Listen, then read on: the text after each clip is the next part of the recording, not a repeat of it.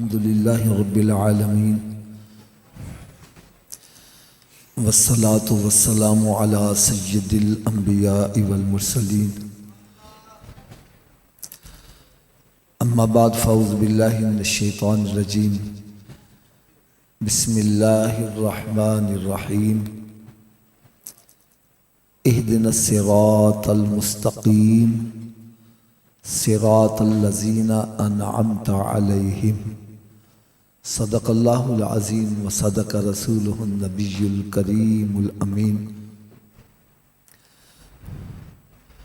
प्यारे इस्लाम भाइयों, प्यारे आका हज़रत मुहम्मद मुस्तफ़ा सल्लल्लाहु ताला अलैहि वसल्लम ने इरशाद फरमाया कि जो मेरा उम्मती रोज़ाना 1000 मरतबा, कितनी मरतबा जी? थोड़ा सा ऊंची आवाज से बोले।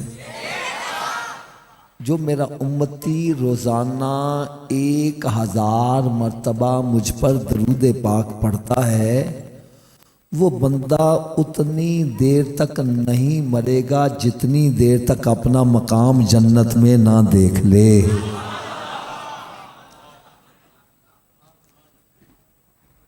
हो सकता है ये हदीस मुबारक सुनकर किसी के जहन में परेशानी आ गई हो कि हाफिज साहब हम मसरूफ आदमी हैं, हमारे पास इतना वक्त नहीं होता कि हम 1000 मरतबा दरूद पाक पढ़ सकें। तो आइए आज मैं आपको एक नुस्खा ऐसा बतलाऊं, आपका वक्त भी ना लगे, दरूद पाक भी पढ़ा जाए। वो नुस्खा क्या है? आप अपने घर से अपनी ड्यूटी पे जाते हैं, यूं समझे आपको वहां पहुंचने में 1 घंटा लगता है।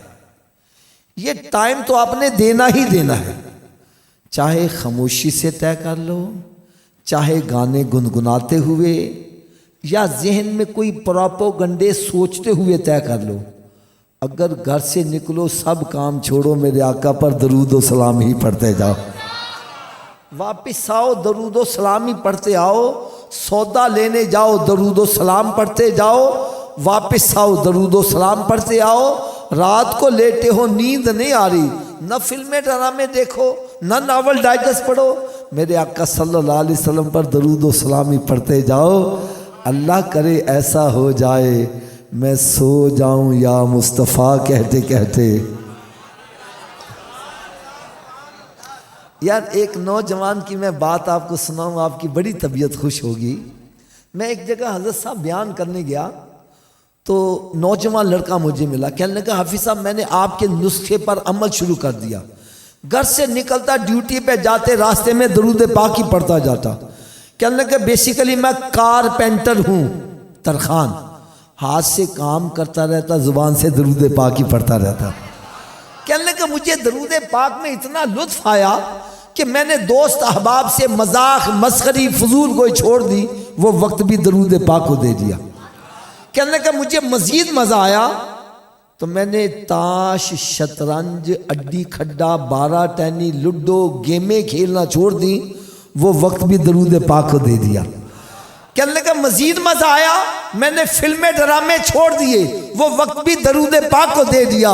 कहने लगा हाफिज साहब अभी चंद दिन गुजरे, मुझे सोने आका का दीदार भी नसीब हो गया। एक हदीस मुबारक और सुना दूं, हो सकता है ये सुनकर किसी के दिल में शौक पैदा हो जाए कि मैं भी कसरत से दरूद पाक पढ़ने वाला बन जाऊं। ये आपका जो इलाका है ना, मैंने देखा छोटियां छोटियां गलियां और सड़कें भी ना हमवार। अगर यहां कोई रहने वाला इसके पास पैसे ज्यादा आ जाए या ओहदा बड़ा, पाकिस्तान का सदर ही बन जाए, फिर वो इन गलियों में रहना पसंद, किसी बड़ी सोसाइटी में चला जाएगा, फिर एक वक्त आएगा किसी गरीब आदमी से मुलाकात करना भी पसंद। अब कोई उसके करीब होना चाहता है, वो कहता है मेरे लेवल के बनो फिर मेरे करीब आओ। ऐसा ही होगा ना। लेकिन करोड़ों दरूद करोड़ों सलाम उस प्यारे आका सल्लल्लाहु अलैहि वसल्लम पर। अल्लाह ताला ने ओहदा दिया तो इतना बड़ा कि रब ताला के बाद अगर कोई बुजुर्ग हस्तियाँ तो मेरे आका की ज़ात अक़दस है। दौलत दी तो इतनी खजानों की कुंजियां ही अता फरमा दी, लेकिन ये शर्त नहीं लगाई कि जन्नत में मेरा पड़ोसी बनने के लिए नबूवत का ताज होना जरूरी है या बड़ा जागीरदार सरमायादार होगा फिर मेरे करीब होगा। नहीं, शर्त लगाई तो सिर्फ इतनी, फरमाया तुम रंग के काले हो या गोरे हो, गरीब हो या अमीर हो, बादशाह हो या फकीर हो, अरे तख्तो ताज पर बैठने वाले हो या फुटपाथ पर रहने वाले। फरमाया अगर जन्नत में मेरा कुर्ब चाहते हो तो दुनिया में जितना ज्यादा मुझ पर दरूद पढ़ोगे जन्नत में उतना ही मेरे करीब होते चले जाओ। तो अल्लाह ताला से मैं दुआ करता हूँ, अल्लाह ताला हम सबको भी कसरत के साथ दरूद व सलाम पढ़ने की तौफीक अता फरमाए।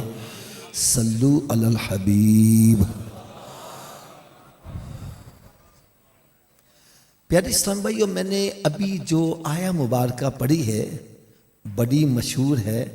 इन बच्चों को ना अलग-अलग करके बिठा दे, थोड़ा थोड़ा सा पीछे पीछे कर दे बच्चों को ना, इस बच्चे को भी ना पीछे करके दिखा दें। आप भी खड़े हो जाए, ये 3-4 आदमी पीछे चले गए, तो बड़ा इनके बीच में बैठ जाए। असल में टाइम भी बड़ा मुख्तसर है और बातें भी बड़ी करने वाली हैं। ये ऐसी मशहूर आया मुबारक है कि हम हर नमाज की रकात में रब ताला की बारगाह में खड़े होकर अर्ज़ करते हैं इहदिनस सिरातल मुस्तकीम, या अल्लाह मैं सीधे रास्ते पे चला। अब सीधा रास्ता कौन सा है हमें कैसे पता चले? तो अल्लाह ताला ने खुद ही करम नवाजी फरमा दी। फरमाया सिरातल लज़ीना अनअमता अलैहिम, फरमाया जो रास्ता मेरे इनाम याफ्ता बंदों का है उन्हीं के नक्शे कदम पर चलोगे, यही सीधा रास्ता है। अच्छा, नक्शे कदम क्या होता है? नक्शे कदम क्या होता है?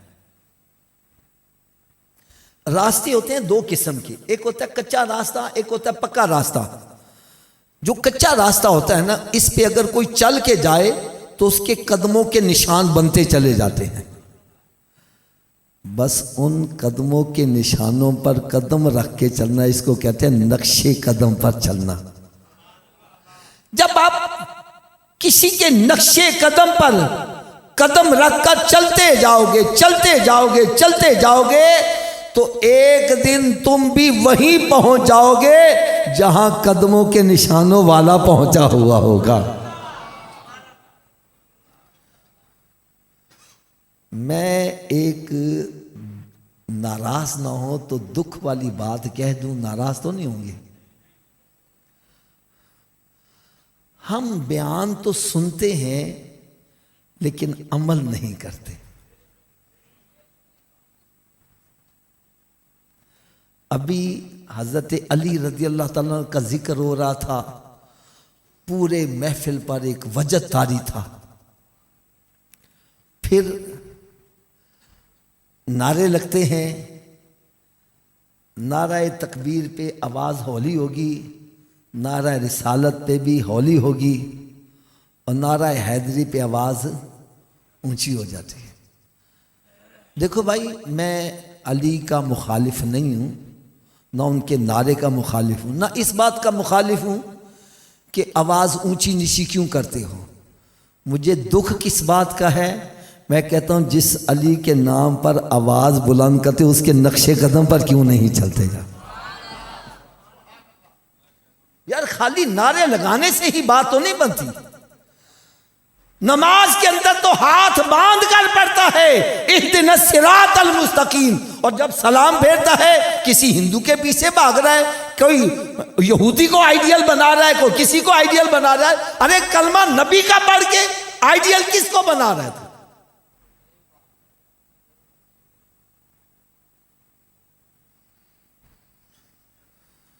हो सकता है मेरी आपसे आप बात से इख्तलाफ करते हो, लेकिन मैं मिसाल के तौर पर एक वाक़या बना देता हूं।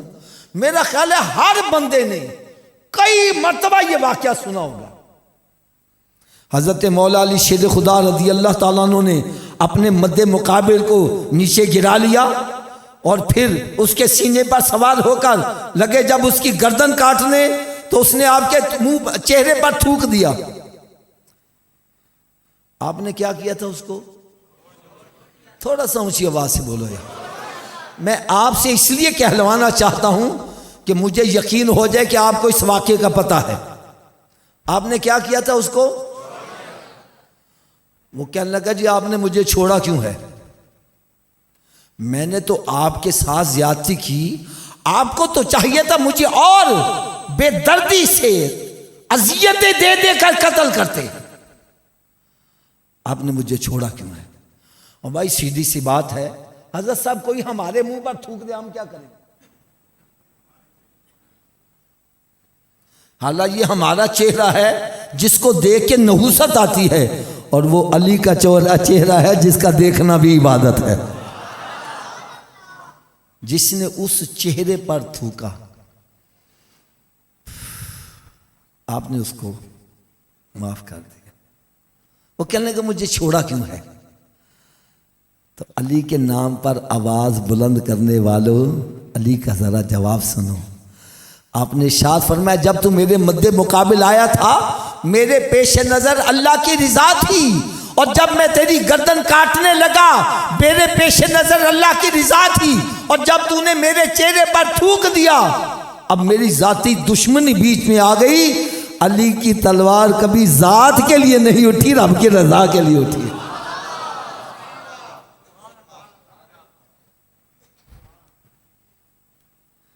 अब मैं हाथ पर एक बात अर्ज करूंगा, नाराज ना होना, मस्जिद में बैठे बात सच्ची करना। आज हमारे खानदानों में जो लड़ाइयाँ हैं अल्लाह की रजा के लिए हैं या ज़ात के लिए हैं? तो किस मुंह से अली का नारा लगा रहा है? यार पूरे मजमे में एक बंदा हाथ उठाकर कहे कि मैं अपने भाई को इसलिए नहीं बुलाता कि वो बेनमाजी है, वो शराबी है, जानी है, वो सूद खाता है, वो बीवी को तलाक दे के फिर घर में रखा, इसलिए मैं नहीं बुलाता। लड़ाई है तो इसलिए कि तू मेरे पुत्र की शादी तेने सिया है।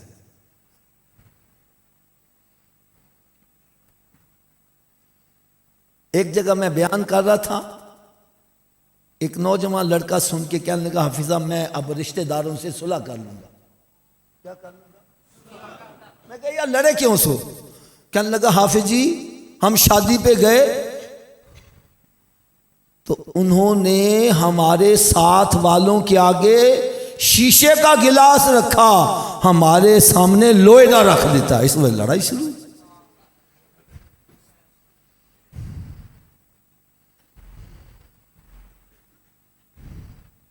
आज किस खानदान के अंदर ग्रुप नहीं बने हुए?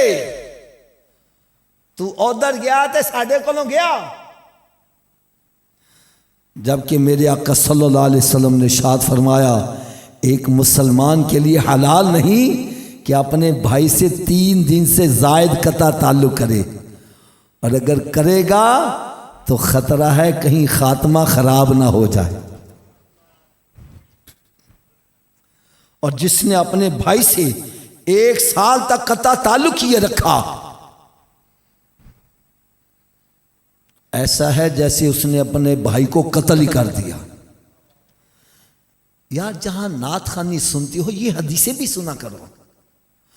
मेरे आका सल्लल्लाहु अलैहि वसल्लम ने इरशाद फरमाया कता रहमी करने वाला जन्नत में नहीं जाएगा।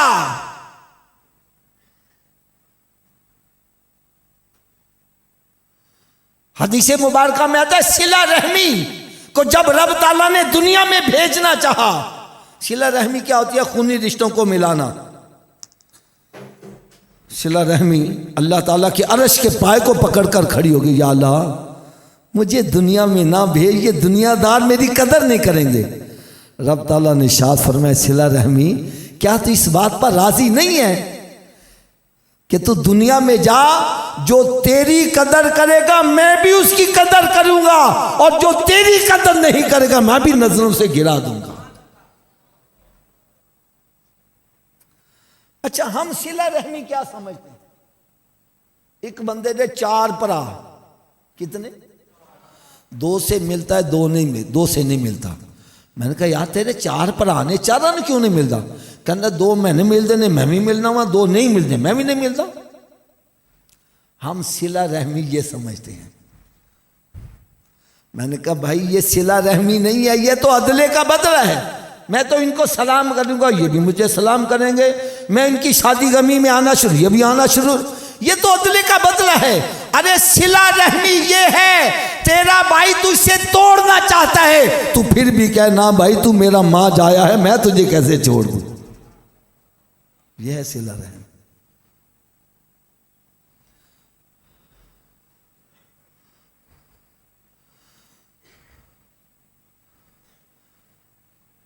मेरे आका सल्लल्लाहु ताला अलैहि वसल्लम ने इरशाद फरमाया, कता रहमी करने वाला, खूनी रिश्तों को जुदा करने वाला जन्नत में दाखिल नहीं होगा।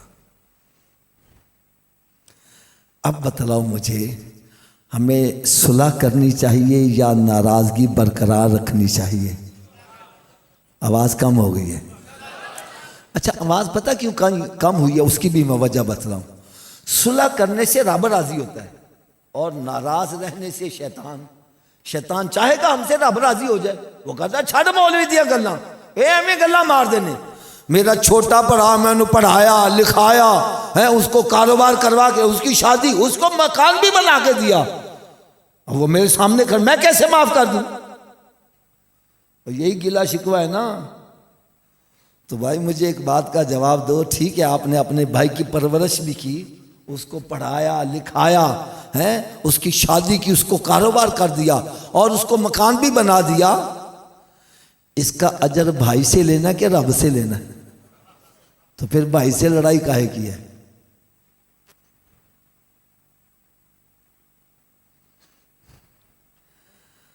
अब मुझे बतलाओ, हमें सुलह करनी चाहिए कि नहीं करनी चाहिए? आवाज अभी भी कम है। चलो थोड़ी सी सौदाबाजी कर लेते हैं, जिसको ये सौदा कबूल हो वो सुलह कर ले, जिसको नहीं कबूल ना करे। मेरे आका सल्लल्लाहु अलैहि वसल्लम ने इरशाद फरमाया, जो सुलह में पहल करेगा जन्नत में भी पहले ही जाएगा।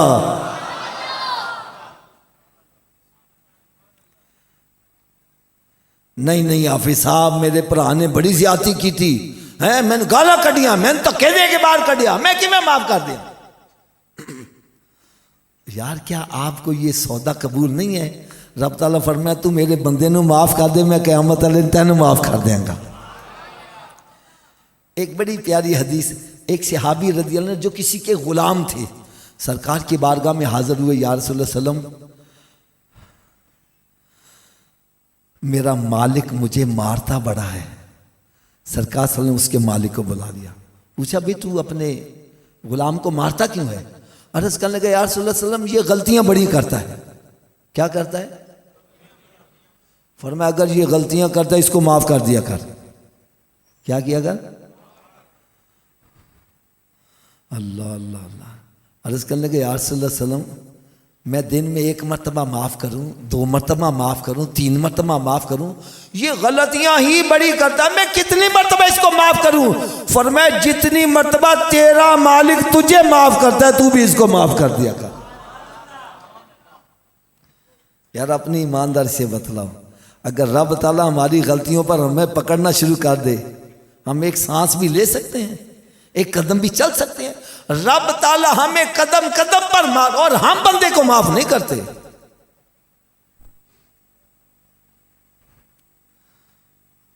तो मेरी आप सब से गुजारिश है, अगर आप आज़ाद को मेरी बात गलत लगी मेरी झोली में डाल दो कि हाफिज साहब आप गलत कह रहे हैं, और अगर सही है तो फिर हमें सुलह करनी चाहिए कि नहीं करनी चाहिए?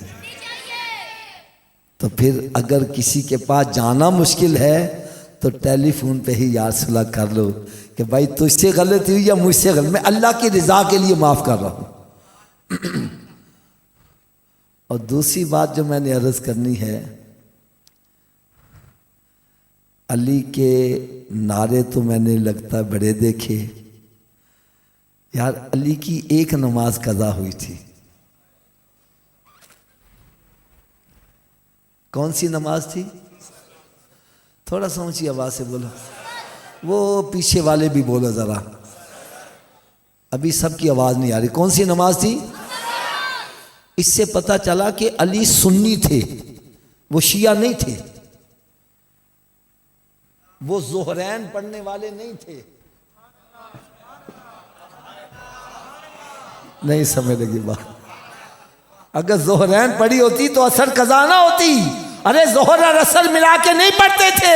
हजरत अली रजी अल्लाह जोहर जोहर के वक्त पढ़ते थे, असर असर के वक्त पढ़ते थे। अरे अली सुन्नी है, अली हमारे हैं, हम अली के हैं।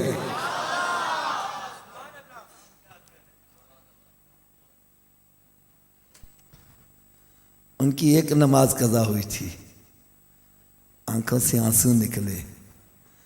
कभी हमारी भी आंखों से आंसू निकले हैं। हज़रत अली रज़ी अल्लाह ताला अन्हु को शराब से इतनी नफरत कि आप इरशाद फरमाएं, अगर दरिया बह रहा है और उसमें एक कतरा शराब का गिर जाए, फिर पानी खुश्क हो जाए, वहां घास उगे, फरमाया अली अपनी बकरियों को वो घास भी चराना पसंद नहीं करेगा। और आज हम क्या कर रहे हैं? भांग पी के, चरस पी के, शराब पी के अली।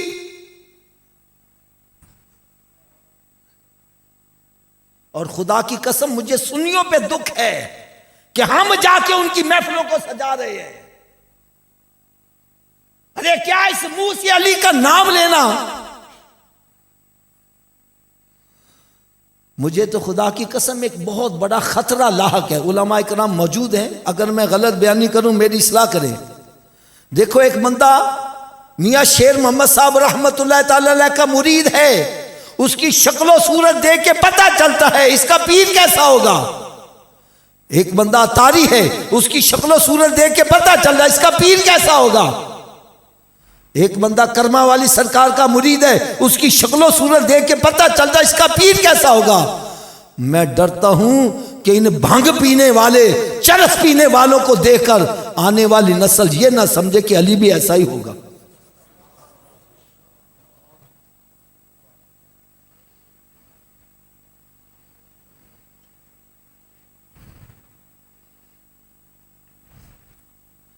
भाई मेरी बात सुनो, अब आखिरी चंद मिनट मेरे पास रह गए हैं।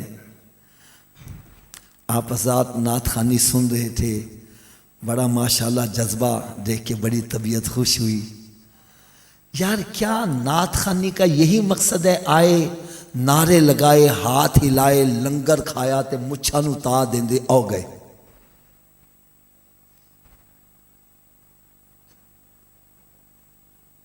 क्यों जी, यही मकसद?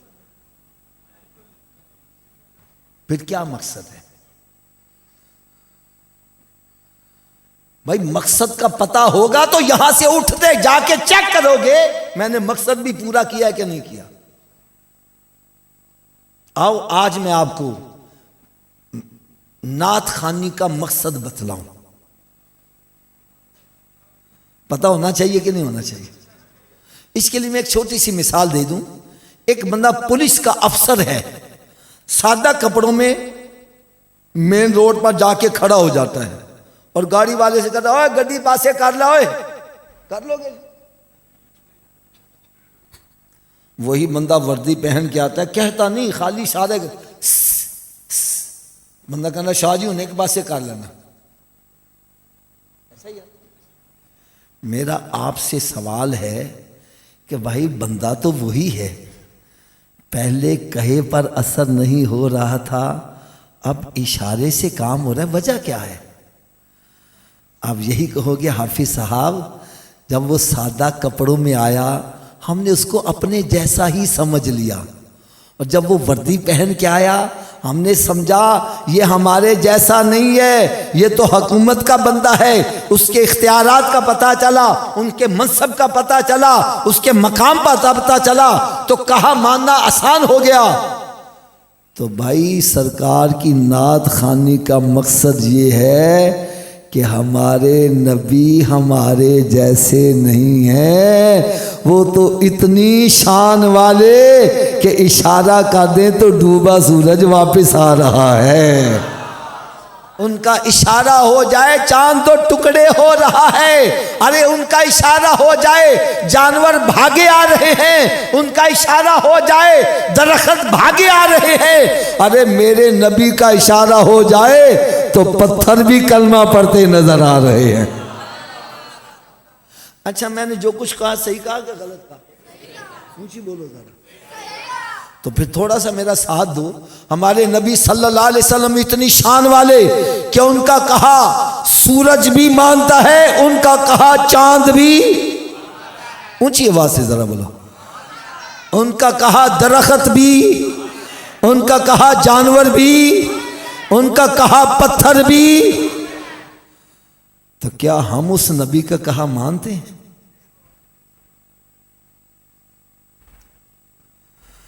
अरे जिस नबी का कहा पत्थर मान रहा है, जानवर मान रहा है, तो उम्मती हो के नबी का कहा नहीं मान रहा?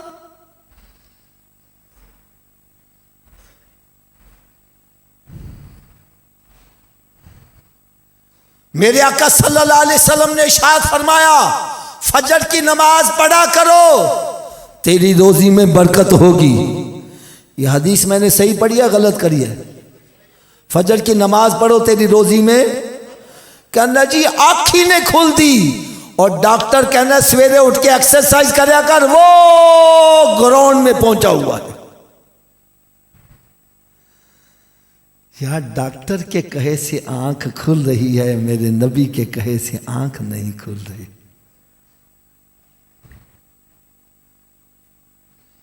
आज मस्जिदों में जाके देखो, फजर के वक्त मस्जिदें वीरान हैं, पार्कें भरी हुई हैं, औरतें मर्द कोई इधर जा रहा है, कोई इधर जा रहा है, कोई उल्टा हो रहा है, कोई सीधा हो रहा है।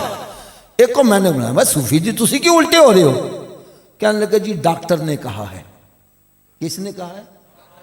मैं डॉक्टर के पास चला। मैंने कहा यार चंगे भले बंदे ने उल्टा क्यों कर दीजिए? कहने लगा हाफिज साहब तुसी मकान बना दीजिए, मस्जिद बना दो, मदरसा बना दीजिए, पानी की टैंकी उत्ते रख दो, थले रख दो। मैंने कहा जी ऊपर रखते हैं। कहना क्यों? मैंने कहा ऊपर से पानी नीचे लाना आसान है, नीचे से ऊपर ले जाना मुश्किल है। कहने लगा बस फिर समझ लो, ये दिल जो है ना, दिल खून की टैंकी है, इसके लिए खून नीचे पहुंचाना आसान है, ऊपर दिमाग तक पहुंचाना मुश्किल है। जब हम बंदे को उल्टा करते हैं, दिमाग नीचे होता है और दिल ऊपर होता है, ब्लड सर्कुलेशन दिमाग को होती है, बंदा फ्रेश हो जाता है। मैंने कहा अच्छा इसलिए उल्टा करते? कहने लगा हाँ इसलिए उल्टा करते हैं।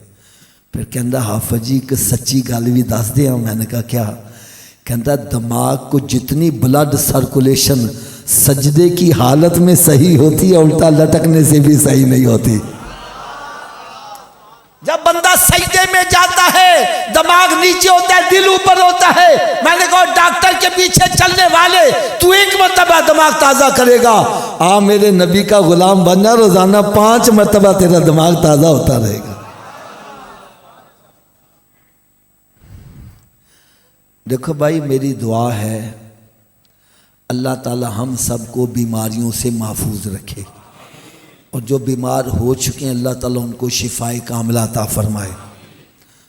मैं एक इशारा करने लगा, पता नहीं ये चाह रहा किसके दिल पर चोट लगे तो रुख मदीने शरीफ की तरफ हो जाए।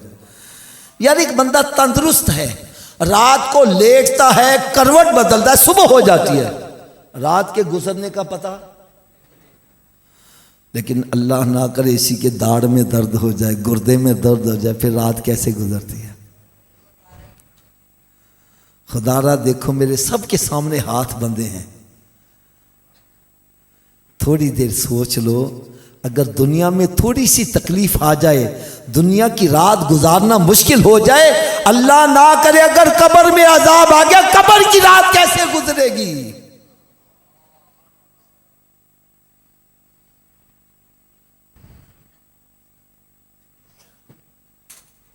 मैं समझाने के लिए एक बात कहने लगा हूं। एक बंदा बीमार हो जाता है, डॉक्टर के पास चला जाता है, डॉक्टर चेकअप करके कहता है और सूफी साहब तुसा मिठा खाना छड़ दियो, तुसी हज़रत साहब नमक खाना छड़ दियो, तुसा जी छोटा गो छड़ दियो, तुसी वड्डा गो छड़ दियो। मस्जिद में बैठे हो, सही बात बन, छोड़ देते हैं कि नहीं छोड़ देते? ऊंची बोलो यार।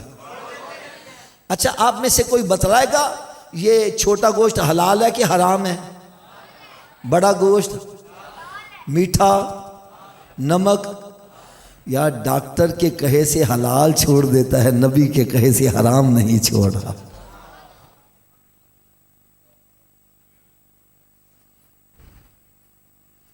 डॉक्टर के कहे से अपनी मनपसंद चीज मिठाई छोड़ रहा है और नबी के कहे से शराब नहीं छोड़ा, सूद खाना नहीं छोड़ा, रिश्वत खाना नहीं छोड़ा, जुआ खेलना नहीं छोड़ा।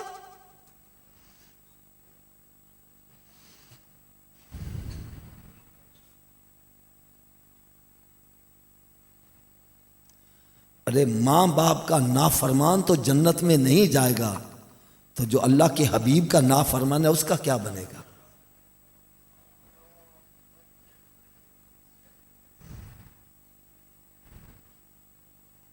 एक दोस्त था ना हमारा, हजरत साहब मिठाई बड़ी खाता था, डब्बा रखो थोड़ी देर बाद डब्बा गायब। एक मतबा उसने मिठाई खाना छोड़ा। मैं कहा यार उन्हें खांदा है? कहना जी डॉक्टर ने मना कर देता है। किसने मना कर दिया? मैंने कहा छोड़ डॉक्टर को, खाया कर दूं। कहता नहीं हाफिज जी, डॉक्टर मेरा खैर खा है। क्या है? मैंने कहा मेरे नबी से बड़ा खैर खा कोई हो सकता है? अरे डॉक्टर के कहे से तो मिठाई छोड़ रहा है, नबी के कहे से हराम खाना नहीं छोड़ा।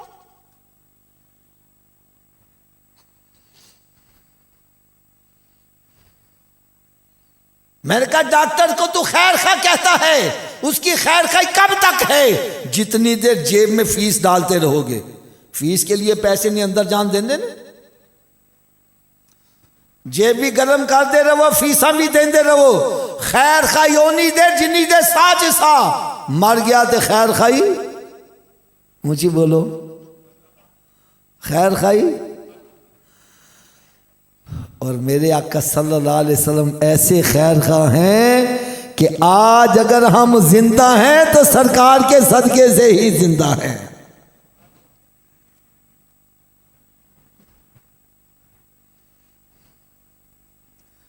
पहली उम्मतों में, आप इधर तवज्जो फरमाएं, पहली उम्मतों में एक एक गुनाह पाया जाता था।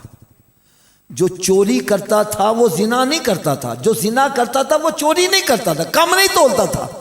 एक एक गुनाह पाया जाता था, अजाब आ गया।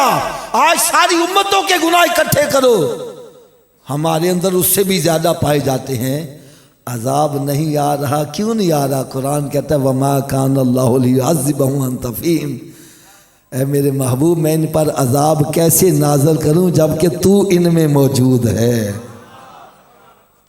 और मैंने कहा जितने तेरे खैर खा हैं कब्र में दफन करके वापिस आ जाएंगे। जेड़े दोस्त कहते सी आ साडना ताश खेड, आ साडना जुआ खेड, साडना शराब पी, असी तेरे नाल मरांगे। क्यों जी? मर जाते फिर कब्र च जांदे ने नाल।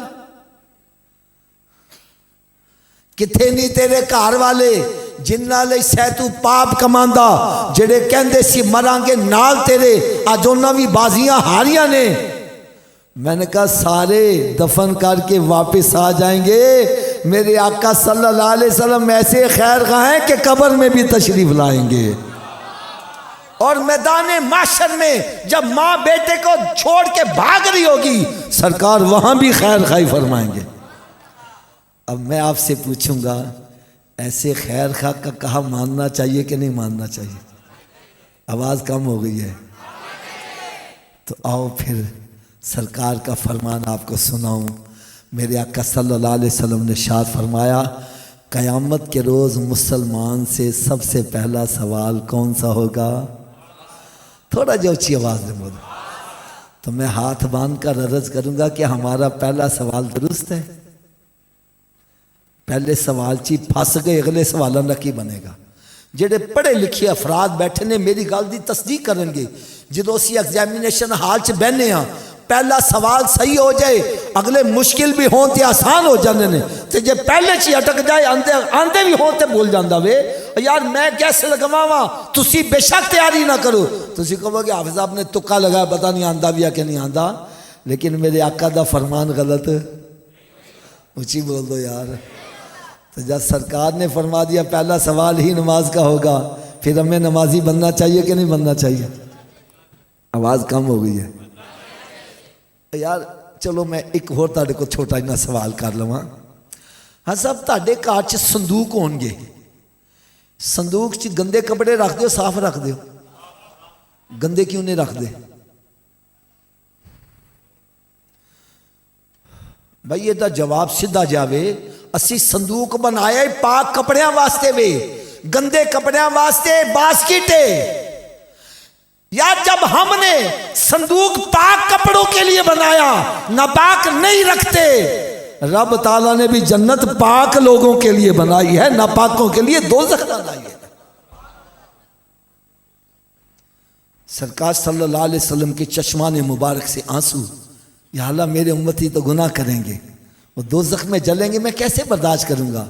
रब ताला ने इरशाद फरमाया मेरे महबूब ये 5 नमाजों का तोहफा ले जाओ। इससे होगा क्या? फरमाया जिस तरह किसी के घर के सामने नहर जारी हो, दिन में 5 मरतबा गुस्ल करे, उसके बदन पर मैल नहीं रहेगी। तेरा उम्मती 5 नमाजें पढ़ेगा, उसके बातन में गुनाहों की मैल नहीं रहने दूंगा, जन्नत का हकदार बना दूंगा। यार एक बड़ी मशहूर हदीस अमूमन मस्जिदों पे भी लिखी होती है, अस्सलातो मिफ्ताहुल जन्ना, नमाज जन्नत की चाबी है। किसकी है? थोड़ा जा ऊंची आवाज ना बोलो। अच्छा, चाबी तो बगैर ताला खोल लोगे? तो फिर चाबी का बंदोबस्त मरण तो बाद करना चाहिए ना।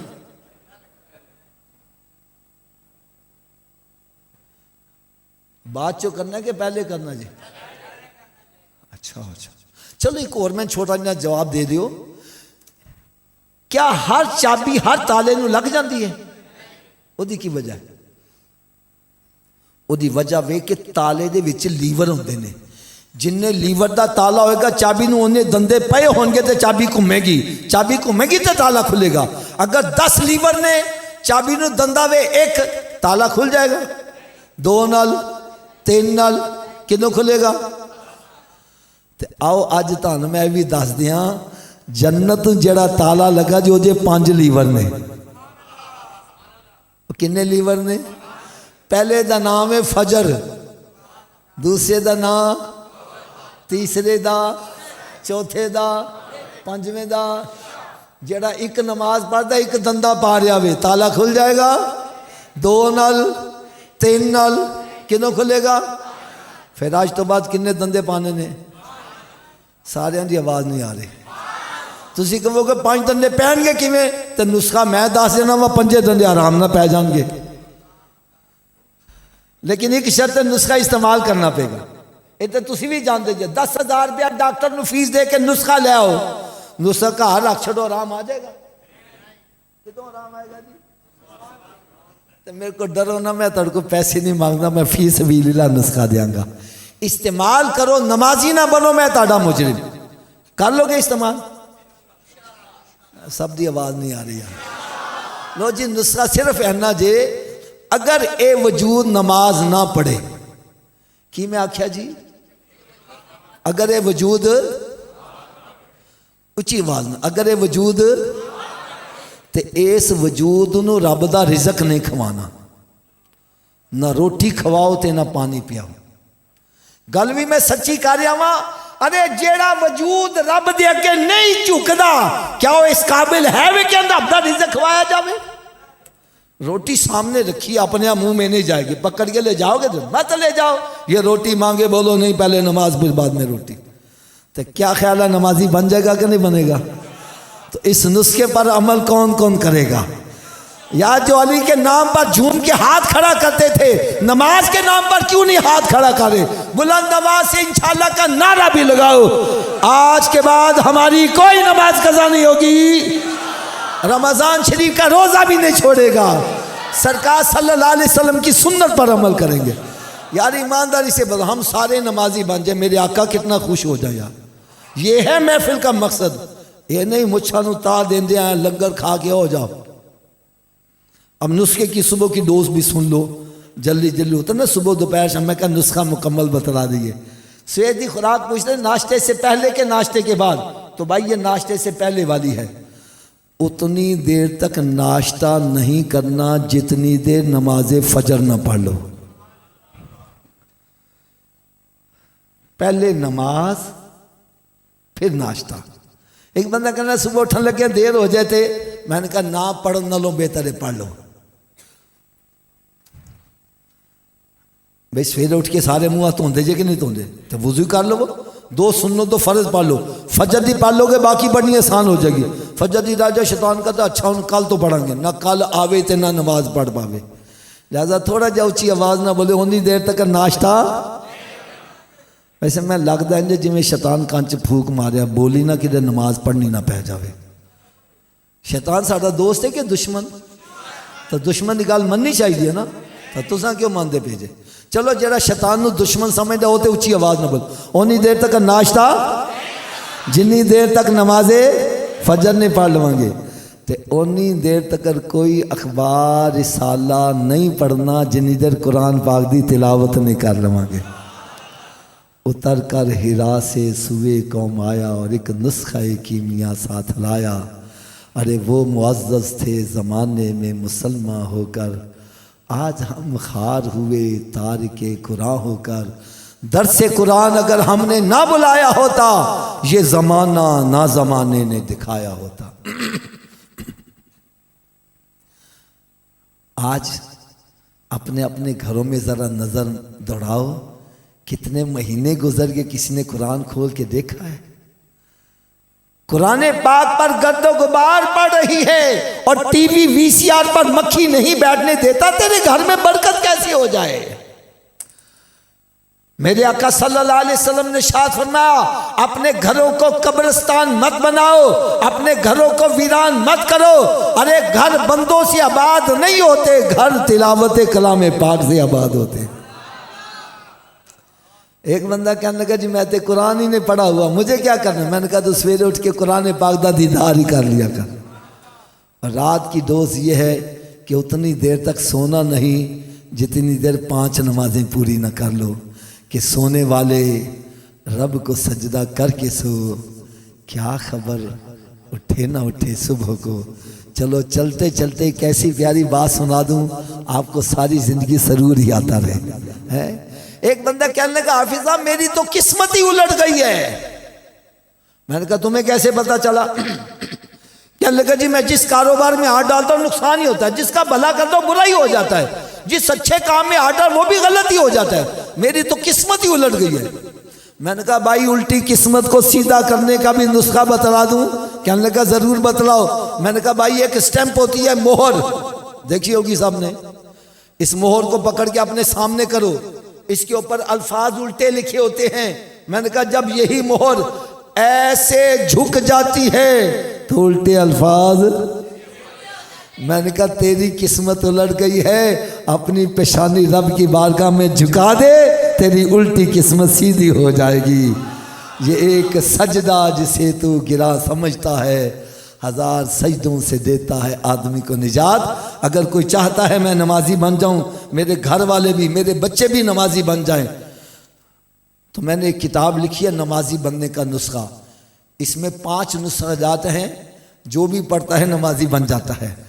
और इसमें नमाज पढ़ने के फ़ायदे, नमाज पढ़ने की सज़ाएँ, जमात से नमाज पढ़ने के फ़ायदे, जमात तरक करने की वईदें, ज़िंदगी में जो कज़ा नमाज़ें हो चुकी हैं उनको अदा करने का बड़ा आसान तरीका। और एक बात करते मुझे शर्म आती है यार, मैंने देखा सफ़ेद दाढ़ियाँ हैं पोते पड़पोते वाले, गुस्ल का तरीका नहीं आता। मैंने इस किताब में गुस्ल का तरीका, वज़ू का तरीका, तयम्मुम का तरीका, बल्कि मैयत को कैसे गुस्ल दिया जाए, उसको कफन कैसे पहनाया जाए, एक ये किताब बड़ी इम्पॉर्टेंट है। पैगाम मुस्तफ़ा सल्लल्लाहु। आज बड़े बड़े इज़्ज़त वाले घर, उनकी बच्चियां बच्चे सारी सारी रात मोबाइल फ़ोन पर लगे हैं, नेट पर लगे हैं, फिर घरों से फ़रार हासिल करते हैं, लव मैरिज करते हैं, अपनी अपनी ख़ानदान की इज़्ज़त खाक में मिलाते हैं। मैंने बताया लव मैरिज क्या है, इसका अंजाम क्या निकलता है, और मेरे आका सल्लल्लाहु अलैहि वसल्लम ने पैगाम क्या दिया है। कई नौजवान लड़कियां लड़के पढ़ के राह रास्त पर आ चुके हैं। एक ये किताब है खुशहाल घराना कैसे हो। हर बंदा चाहता है मेरा घर खुशहाल बने।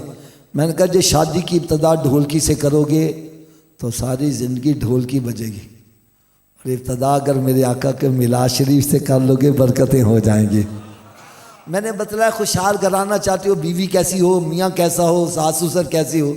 ऐसी किताब है जो घर उजड़ने के करीब थे वो भी आबाद हो गए। एक ये किताब है जन्नती कौन।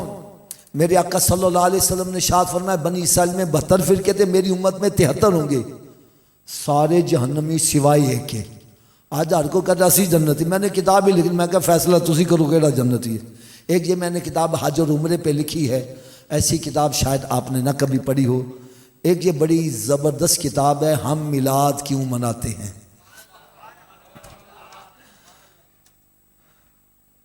मिलाद शरीफ पर लाखों रुपया खर्च करेंगे, अगर कोई पूछे कितने लिया जी, जवाब नहीं दे पाते। मैंने ऐसे दलाइल दिए कि जो मिलाद शरीफ के मुनकर थे वो भी मिलाद शरीफ मनाने लग पड़े। और इस किताब में मैंने ये भी बतलाया हमें दरूद कौन सा पढ़ना चाहिए और दरूद ताज की हकीकत क्या है। पढ़ोगे इंशाल्लाह तबीयत खुश हो जाएगी। एक ये किताब है इस्लाह माशरा, इसमें मियाँ बीवी के हुकूक और वालिदैन के हुकूक मैंने इस अंदाज से लिखे हैं, जो माँ बाप को गालियाँ निकालते थे वो हाथ पाँव चूमने वाले बन गए। एक ये किताब ये भी हर घर की ज़रूरत है, शिरक क्या है और बिद्दत की हकीकत। आज ईमान के डाकू बड़े हैं, को कहते हैं या रसूलल्लाह कहना शिरक है, को कहता है हाज़र नाज़र मानना शिरक, को कहता है बंदे को दादा कहना शिरक है। मैंने ऐसे जवाब दिए, कई नजदी कलमा पढ़ के मुसलमान हो गए। एक ये किताब है तोहफा दो मोहब्बत बढ़ेगी, इसमें साता चेहलम कुल बरसी और औलिया कराम के मिज़ारात पर कैसे हाजिर देनी चाहिए ये मैंने सारे तरीके बतलाए हैं। और एक ये किताब बड़ी ज़बरदस्त किताब है कि अल्लाह करीब है तो फिर हम दरबारों पे क्यों जाते हैं, वलियों के पास क्यों जाते हैं। इसका मैंने जवाब इस अंदाज में दिया कि कई बद अकीदा पढ़ के खुश अकीदा बन गए। आप सोचें ये किताबें पता नहीं कितनी कॉस्टली होंगी। ये 10 किताबों का सेट है, इनकी कीमत तकरीबन कोई 1200-1300 बनती है, लेकिन आपको सिर्फ 500 रुपये में ये सारा सेट मिल जाएगा। इसके अलावा सुन्नो तो बड़े इस्लाही बयानात के ये 2 किताबें हैं, ये भी आपको बाहर वहाँ लड़के खड़े होंगे उनसे ना आप हज़ार किताबें ले लीजिएगा। कोशिश करें यार ना। मुझे दुख वाली बात यह है आज हमारे घरों में नावल डाइजेस्ट और गलत किस्म का लिटरेचर बेशुमार है। नहीं है तो इस्लामी किताबें नहीं, इस्लामी किताबें नहीं होगी बच्चे इस्लामी कैसे बनेंगे। अगर किसी को रब ताला तौफीक दे अपने माँ बाप के साले सवाब के लिए ये किताबें लेके तकसीम करे। आपकी दी हुई किताब से अगर किसी का ईमान बच गया और कोई बंदा नमाजी बन गया, हो सकता है ये हमारे लिए जन्नत में जाने का सबब बन जाए। अल्लाह ताला मेरी और आप सबकी हाज़िरी का मंजूर मकबूल फरमाए। और जो कुछ मैंने अर्ज़ किया है आप हज़रात ने सुना, अल्लाह ताला हम सबको इस पर अमल करने की तौफीक अता फरमाए। वमा अलैया इल्लल बलाग।